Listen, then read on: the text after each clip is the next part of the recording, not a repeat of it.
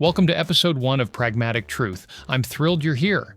Today, we'll explore how identifying common logical fallacies like ad hominem attacks and appeals to authority can transform your workplace communication. Let's dive in and see what insights Phil and Marie have for us today.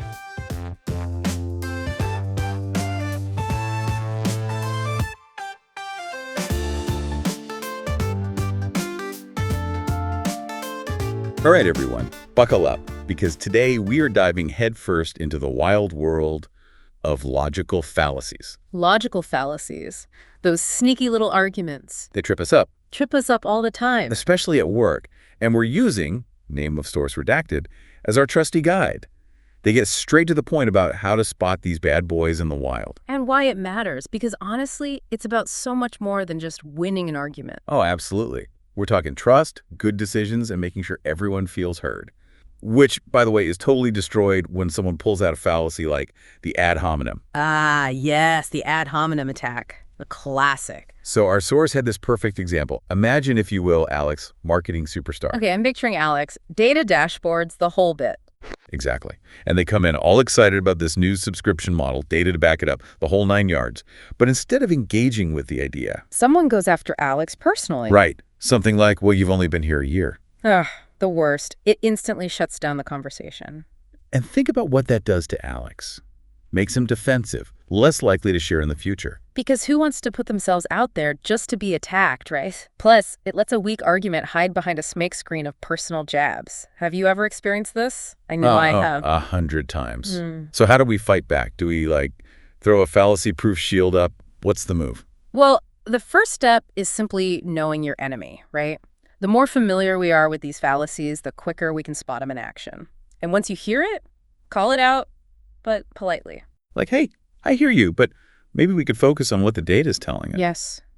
Drag that conversation back to facts and logic. Now, appeal to authority, that's another big one, and this one can be a little trickier. It's so easy to fall into that trap. And to be fair, it's not about dismissing experts altogether. We need them. But just because someone's amazing in one field doesn't make them the ultimate authority on everything. Like, my doctor's great for medical advice, not so much for investment tips. Exactly.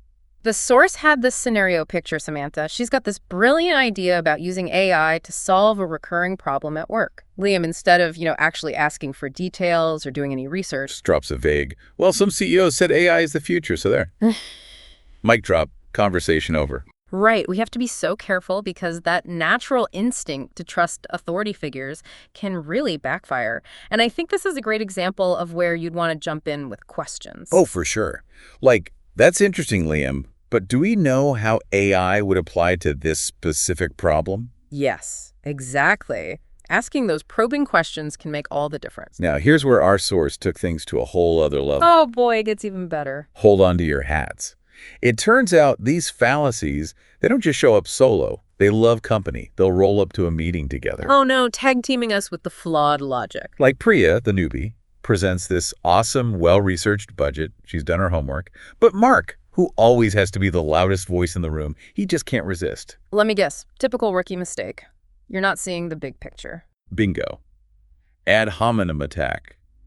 But he's not done. He's just warming up. Oh no, there's more. He then throws in something the CEO said, completely out of context, to make it sound like Priya is going against the CEO's vision. Appeal to authority, bam. A double whammy. And it's those combinations that are extra hard to untangle in the moment. It's like being hit with a logic hurricane. So what are we supposed to do? Well, our source makes a great point that just by being aware that these double, even triple fallacy situations exist, we're already a step ahead. But we can't forget those go-to phrases to redirect the conversation. Right, something like, hey, Mark, I see where you're coming from, but let's dive into the specifics of Priya's proposal. Exactly. Shift the focus back to the evidence. All right, so for anyone listening, if you're feeling ready to tackle these fallacies head on, we've got some takeaways for you. First up, knowledge is your superpower. The more you know about logical fallacies, the quicker you can spot them, right? It's like fallacy detecting radar. Next, have those handy phrases ready to redirect the conversation. Can we take a closer look at that evidence? Love it. And never be afraid to question, even if it's the CEO. Exactly. Respectfully, of course. And that, my friends, was a crash course in ad hominem and appeal to authority. But trust us, there's a whole lot more out there. This is just the beginning of your journey to becoming a master of logic. So go forth and conquer those conversations. Welcome to Pragmatic Truth. Fight the way, see the world clearer. Starting the day, we laugh, we think, we spark the mind. Better living, the joyful kind.